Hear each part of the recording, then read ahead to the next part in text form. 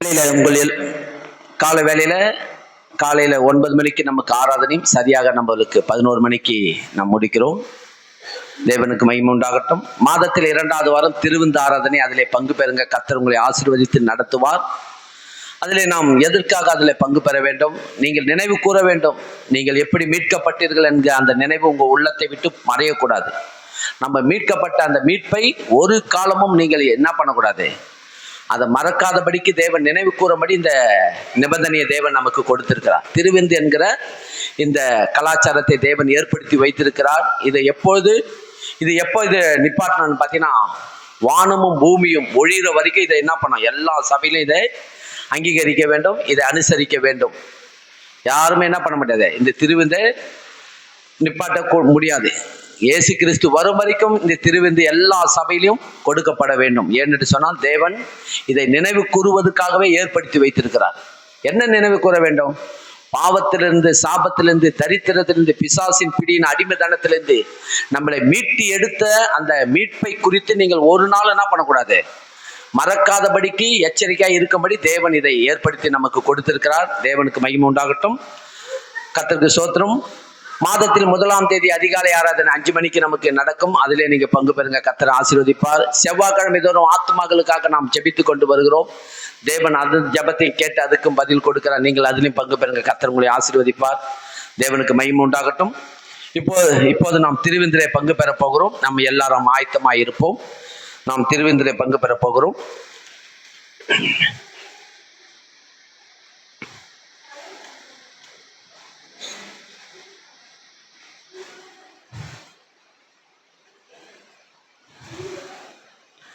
நான் உங்கள் மத்தியிலே 11ஆம் அதிகாரம் 1 கொரிந்தியர் 11 23 32 வரைக்கும் நான் உங்கள் மத்தியிலே வாசிக்க விரும்புகிறேன்.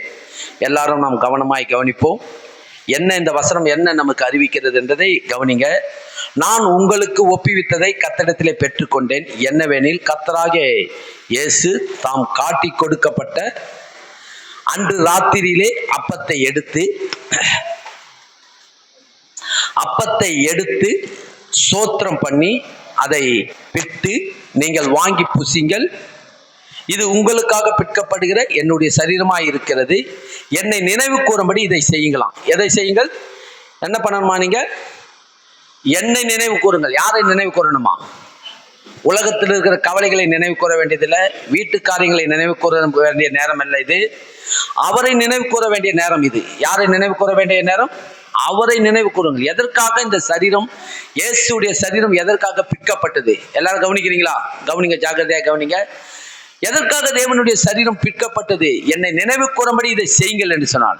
அவர் போஜனம் பண்ணின பின்பு அந்தபடியே பாத்திரத்தை எடுத்து, இந்த பாத்திரம் என் ரத்தத்தினால் ஆகிய புதிய உடன்படிக்கையா இருக்கிறது, நீங்கள் இதை பானம் பண்ணும் போதெல்லாம் என்னை நினைவு கூறும்படி செய்யுங்கள். என்ன நினைவு கூறணும்? இயேசு தம்முடைய புதிய ரத்தத்தினாலே புதிய உடன்படிக்கை நமக்கு ஏற்படுத்தி கொடுத்தாச்சு. பழைய உடன்படிக்கை ஒன்று இருந்தது. அதை என்ன பண்ணாச்சு? நீக்கியாச்சு. பழைய உடன்படிக்கை இனி செல்லாது. பழைய 2000 ரூபாய் நோட்டு செல்லுதா? பழைய 2000 ரூபாய் நோட்டை கொடுத்து நம்ம இன்னைக்கு எடுத்து போய் நீங்க கொடுத்தீங்கன்னா ஒரு குண்டு ஊசி கூட வாங்க முடியாது. 2000 ரூபாய் நோட்டு எடுத்து போய் கொடுத்தீங்கன்னா செல்லுமா? ஒன்று தடவை தூக்கி போய் குப்பையில போடுன்னுவான். ஏன்னு சொன்னா அது செல்லாது. ஒரு காலத்துல அது செல்லுச்சு. 2000 ரூபாய் நோட்டை எல்லாரும் யூஸ் பண்ணியிருந்தோம்.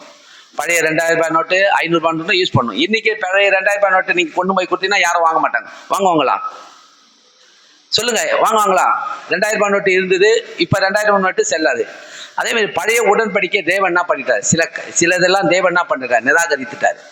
விருத்த சேதனத்துக்கு வேலை கிடையாது. இனிமேட்டு விருத்த சேதனம் வேணான்ட்டாரு இல்லையா? விருத்த சேதனம் பண்ண வேண்டிய அவசியம் இல்லை. பழைய உடன்படிக்கை வெள்ளாட்டுக்கு அவசியம் இல்லை. ஆடு புறாக்களுக்கு அவசியம் இல்லை. ஆடு தேவையில்லை, என்ன வெள்ளாட்டு தேவையில்லை, என்ன புறா தேவையில்லை. இதெல்லாம் கொண்டுன்னு போனோம் ஆலயத்துக்கு போறவங்கலாம். ஆனா அதெல்லாம் என்ன பண்ணிட்டார் ஆண்டவர்? எல்லாவற்றையும் நீக்கிட்டார். அதெல்லாம் நீக்கிட்டார். சில உடன்படிக்கை, பழைய உடன்படிக்கையில் இருந்த சட்ட திட்டங்கள் எல்லாம் நீக்கிட்டாரு ஆண்டவர். அப்படி இருக்கும்போது ஆண்டவர் இன்னைக்கு புதிய உடன்படிக்கை நமக்கு கொடுத்திருக்காரு. இந்த புதிய உடன்படிக்கை என்ன? அதாவது பழைய உடன்படிக்கை வருஷம் குடும்பத்தார்கள் எல்லோரும் போயிட்டு பலி செலுத்தி அந்த ரத்தத்தை தன் குடும்பத்து மேலே தெளிச்சுக்கின்னு வரணும். ஆசாரியர் அந்த ரத்தத்தை தெளித்து உங்களுக்கு மீட்பு கொடுத்தாச்சு. இந்த வருஷத்துல என்னென்னலாம் நீங்க பாவம் செஞ்சீங்களோ எல்லா பாவங்களும் உங்களுக்கு மன்னிக்கப்பட்டு சொல்லி அவர் ஒரு ஆடையோ ஒரு புறாக்களையோ கொண்டு போகும்போது அவங்களை அந்த ரத்தத்தை வெட்டி தெளித்து பலிபீடத்தின் மேல தெளித்து அந்த ரத்தத்தை என்ன பண்ணுவாங்க, சபையார் மேல தெளித்து கர்த்தர் உங்களை மன்னிச்சுட்டார் போங்கன்னு அனுப்பி விடுவாங்க. அப்படிதான் இருந்தது பாருங்க. வருஷம் வருஷம் குடும்பமாய் போய் பலி கொடுத்துட்டு வரணும், கொடுத்துட்டு இப்படி வந்திருந்தாங்க. ஆனா இப்ப நீங்க வருஷம் வருஷம் ஆடையோ காளையோ புறாக்களையோ கொண்டு வர வேண்டிய வேலை இல்லை. இயேசு என்ன பண்ணிட்டாரு, நித்திய மீட்பு கொடுத்தாரு. பரிபூர்ணமான குற்றமில்லாத மாசற்ற ஆட்டுக்குட்டியாக கிறிஸ்து இயேசுவின் ரத்தத்தினால நீங்களும் நானும் பொன்னினாலும் அல்ல வெள்ளினாலும் அல்ல, குற்றமில்லாத மாசற்ற ஆட்டுக்குட்டியாக கிறிஸ்து இயேசுவின் ரத்தத்தினால மீட்கப்பட்டாச்சு. புதிய உடன்படிக்கைக்குள்ள வந்துட்டீங்க. நீங்க எந்த உடன்படிக்கைக்குள்ள வந்துட்டீங்க? புதிய உடன்படிக்கையின் பிள்ளைகளாகிய நீங்கள் மீட்கப்பட்ட இந்த மீட்பை என்ன பண்ணக்கூடாதான், ஆண்டவர் என்ன சொல்றாரு, மறக்காதபடிக்கு இதை நினைவு கூறுங்கன்றாரு. இப்படிப்பட்ட மீட்பை எனக்கு தேவன் தம்முடைய குமாரனை அனுப்பி என்னை மீட்டாரே, அந்த மீட்பை கொடுத்த என் தேவனே உம்மை நான் மறக்காதபடிக்கு இந்த திருவிந்தில நான் பங்கு பெற வந்திருக்கிறேன்ப்பா. வேற ஒண்ணும் கிடையாது பாருங்க. பங்கு இந்த திருவிந்து நீங்க ஏதோ ஒரு கொடுக்குறாங்க அப்படின்னு கூட. இந்த திருவிந்தை எதற்காக, என்னை மீட்டெடுத்ததை நான் அதை நினைவு கூறுகிறேன். இந்த நாள்ல இந்த மாதம் முழுவதும் நான் அதை அந்த வாக்கு தந்தை இந்த வாக்கு தத்தெல்லாம் நான் படிச்சு வாழ்ந்துன்னு வந்தேன். ஆனா இன்றைக்கு என் தேவனை நீங்க மீட்கப்பட்ட அந்த நினைவை நான் கூறுகிறேன். இதை மறக்க கூடாது. என் ஜீவன் உள்ள வரைக்கும் நான் மறக்காதபடிக்கு இதை நீ ஏற்படுத்தி வச்சிருக்கிறீங்க, இதை நான் நினைவு கூறுகிறேன்னு சொல்லி அப்படிப்பட்ட எண்ணத்தோடு இந்த திருவிந்தில நீங்க பங்கு பெற வேண்டும். அதற்காக தான் கர்த்தர் என்ன பண்ண, நினைவு கூறுங்கன்றார். ஏன் நினைவு கூற சொல்றாரு? நம்ம எல்லாரும் மறக்கிறவங்க. நம்ம எல்லாரும் யாருங்க? மறக்கிறவங்க. உண்மைதானே? மறக்கவுமா மறக்க மாட்டோமா? மறந்துடும். நம்ம ஏதாவது என்ன ஒரு பிரச்சனை, ஏதோ ஒரு டென்ஷன்ல நம்ம சில காரியத்தை நம்ம மறக்கிறோம். அதனால தான் ஆண்டவர் எழுதி கையில கொடுத்துட்டாரு, என்னை நினைவு கூறும்படி இதை செய்யுங்கள். என்ன நினைவு கூறணும்? இயேசு நமக்காக பரலோகத்தை விட்டு பூலோகத்துக்கு வந்து 33 வருஷம் இந்த பூமியில வாழ்ந்து நமக்காக தன் ஜீவனை கொடுத்து நம்மளை மீட்டு எடுத்துட்டு நித்திய மீட்பை கொடுத்துறாரு. உங்களுக்கு மாத்திரம் இல்ல, உங்க பிள்ளைகளுக்கு, உங்க பிறகு போற பேர பிள்ளைகளுக்கு எல்லாம் மீட்பை கொடுத்தாச்சு. இனி எந்தெந்த பிள்ளைகளா இந்த பூமியில பிறகுறாங்க அத்தனை பேருக்கும் மீட்பை கொடுத்துட்டாரு. விசுவாசிக்கிறவன் பெற்றுக்கொள்கிறான். விசுவாசிக்கிறீங்க. அப்போ போஜனம் பண்ணி பின்பு அவர் அந்தபடியே பாத்திரத்தை எடுத்துட்டாரு. ஆகையால் நீங்கள் இந்த அப்பத்தை புசித்து இந்த பாத்திரத்தில் பானம் பண்ணும் போதெல்லாம் என்ன பண்ணுமா, கர்த்தர் வருமளவும் அவர் மரணத்தை தெரிவிக்கணும். எதை தெரிவிக்கணும்? நீங்களும் நானும் சாட்சிகளாக இருக்கிறோம். உலகம் எங்க போய் சர்வ சிருஷ்டிக்கும் சுவிசேஷத்தை பிரசங்கிக்கிற சாட்சிக்காரர்களாக நம்ம இருக்கிறோம். ஆண்டவர் சொல்ற, நீங்க தான் சாட்சியா இருக்கிறீங்கன்றாரு. கர்த்தர் நம்மளை என்ன பண்ணிருக்கிறாரு, உலகமெங்கும் போய் சர்வ சிருஷ்டிக்கும் சுவிசேஷத்தை பிரசங்கிங்கள். போய் கர்த்தர் உலகத்தை ரட்சித்த தேவனை நாங்கள் அறிவிக்கும்படி நாங்கள் போகிறோம். அவருடைய மரணத்தை நாங்கள் தெரிவிக்கிறோம்.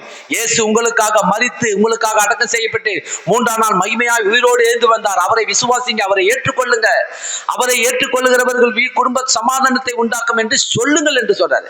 மரணத்தை அறிவிக்கும்படி தேவன் நம்ம என்ன பண்றாரு, ஏற்படுத்தி வச்சிருக்கிறாரு. அப்ப நீங்க என்ன பண்ண, இந்த காரியத்தை நீங்க செய்ய வேண்டும். இப்படி இருக்க எவன் அபாத்திரமாய் என்ன பண்ணக்கூடாது, இதை என்ன பண்ணக்கூடாது, அபாத்திரமாய் இதுல பானம் பண்ணக்கூடாது. ஆண்டவர் சொல்றாரு பாருங்க, இப்படி இருக்க எவன் அபாத்திரமாய் கர்த்தருடைய அப்பத்தை புசித்து அவருடைய பாத்திரத்தில் பானம் பண்ணுகிறானோ அவன் கர்த்தருடைய சரீரத்தையும் ரத்தத்தையும் குறித்து குற்றமுள்ளவனாயிருப்பான். எந்த மனுஷனும் தன்னைத்தானே சோதித்து இந்த அப்பத்தை புசித்து இந்த பாத்திரத்தில் பானம் பண்ண கடுவான். எண்ணத்தினாலனில் அபாத்திரமாய் போஜனம் பண்ணுகிறவன் கர்த்தருடைய சரீரம் என்னதென்று நிதானித்து அறியாததினாலே தனக்கு ஆக்கினை தீர்ப்பு வரும்படி போஜனம் பண்ணுகிறான். இது நிமித்தம் உங்களில் அநேகர் பலவீனரும் வியாதி உள்ளவருமாய் இருக்கிறார்கள், அநேகர் நித்திரையும் அடைந்திருக்கிறார்கள். நம்மை நாமே நிதானித்து அறிந்தால் நாம் நியாயம் தீர்க்கப்படும். நாம் நியாயம் தீர்க்கப்படும் போது உலகத்தாரோடு கூட ஆக்கினிக்குள்ளாக தீர்க்கப்படாதபடிக்கு கர்த்தராலே சபையிலே நம்மை தேவன் சிட்சிக்கிறார் என்று வேதம் சொல்லுகிறது. சபையிலே தேவன் ஊழியக்காரரை கொண்டு தேவன் என்ன பண்றாரு, கர்த்தர் எந்த அளவுக்கு நீங்களா அறிந்து புரிந்து உணர்ந்து கொள்ள வேண்டும் என்பதற்காக தேவன் என்ன பண்ண, ஊழியக்காரரை கொண்டு கண்டித்து உணர்த்துகிறார். தேவன் என்ன பண்ண, சிட்சிக்கிறார் என்று சொல்றார் இல்லையா? அப்ப நீங்களும் நானும் நம்மை நாமே நிதானித்து அறிய வேண்டும். நீங்களே என்ன பண்ணணுமா, கர்த்தருக்கு பிரியமில்லாத காரியம் ஏதாவது செய்வீர்கள் என்று சொன்னால் அதை அறிக்கை செஞ்சிடுங்க, விட்டுடுங்க. யாரெல்லாம் கர்த்தருக்கு பிரியமில்லாத இந்த சரீரத்தை, தேவ ஆலயத்தை நம்ம கெடுக்கிறோம், இந்த ஆலயத்தை கெடுக்காதபடிக்கு எச்சரிக்கையாக இருக்கும்படி தேவன் நம்மை நாமே நிதானித்தால் நாம் நியாயம் தீர்க்கப்படும். விசுவாசிக்கிறீங்களா? இது தேவனுடைய ஆலயம். இது யாருடைய ஆலயங்க? இது சொல்லுங்க. இந்த வரைக்கும் இது என்ன பண்ணிட்டோம், எழுது சொல்லிட்டு இல்ல. பாருங்க, சரீரத்துக்குரியவர் கர்த்தராம். சரீரத்துக்குரியவர் யாரு? இதுல ஒரு எழுத்து கூட இருக்க கூடாதான். இந்த பச்சையெல்லாம் குத்துறாங்க பாத்தீங்களா, எழுத்தாவது ஒரு எழுத்தை கூட நீங்க சரீரத்தில் கிரி எழுதி கொள்ளாதீங்கள் என்று சொல்றாரு. கிரி கொள்ளாதீங்க, எழுதி கொள்ளாதீங்க. மற்றவங்களுக்காக உன் தலையை போய் மொட்டை அடிச்சுக்காதீங்கன்றாரு. செத்தவனுக்காக மொட்டை அடிக்காதீங்க. சரீரம் என்னுடையது, சரீரத்துக்கு சொந்தக்காரர் கர்த்தர், இது அவருடைய ஆலயம். இது அப்படி நீங்க நினைப்பீங்கன்னா கண்டிப்பாக கர்த்தருக்கு பயந்து நீங்கள் வாழ்கிற வாழ்க்கை நல்ல வாழ்க்கையா இருக்கும். விசுவாசிக்கிறீங்க? நம்ம எல்லாரும் ஜெபிக்கலாமா? தேவன் நல்லவர். கர்த்தர் இந்த நாளிலே தேவன் நம்மை நடத்துகிற தேவனுக்கு ஸ்தோத்திரம். நம்ம எல்லாரும் கண்களை மூடி தேவனை நோக்கி இந்த திருவிருந்திலே பங்கு பெறுகிற பாக்கியத்தை கொடுத்த தேவனுக்கு நன்றி சொல்லுவோம். அன்பின் பிதாவே, உமக்கு கோடி ஸ்தோத்திரம் கர்த்தாவே. உம்மை நன்றியோடு உம்மை துதிக்கிறோம், ஆராதனை செய்து உம்மை மகிமைப்படுத்துகிறோம். உம்முடைய கரத்திலே எங்களை தாழ்த்துகிறோம் அப்பா.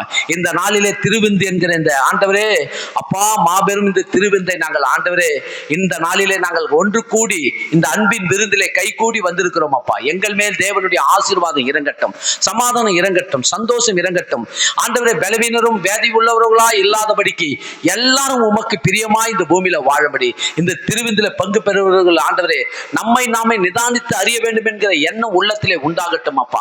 அவர்கள் நிதானித்து அறிந்து உமக்கு பிரியமில்லாத காரியம் ஏதாவது செய்வார்கள் என்று சொன்னால் அவர்கள் இன்றைக்கே அறிக்கை செய்து விட்டுவிடும்படி அவங்களுக்கு உதவி செய்யுங்கப்பா.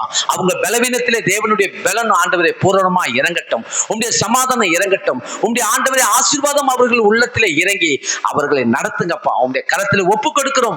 ஆசீர்வதிங்க. இந்த திருவிருந்திலே பங்கு பெறுகிற ஒவ்வொரு உள்ளங்களும் ஆசீர்வதிக்கப்பட்டோம். இயேசுவின் நாமத்தில் வேண்டிக் கொள்கிறோம். ஜீவனுள்ள நல்ல பிதாவே, ஆமென். நாம் ஆயத்தமாயிருப்போம்.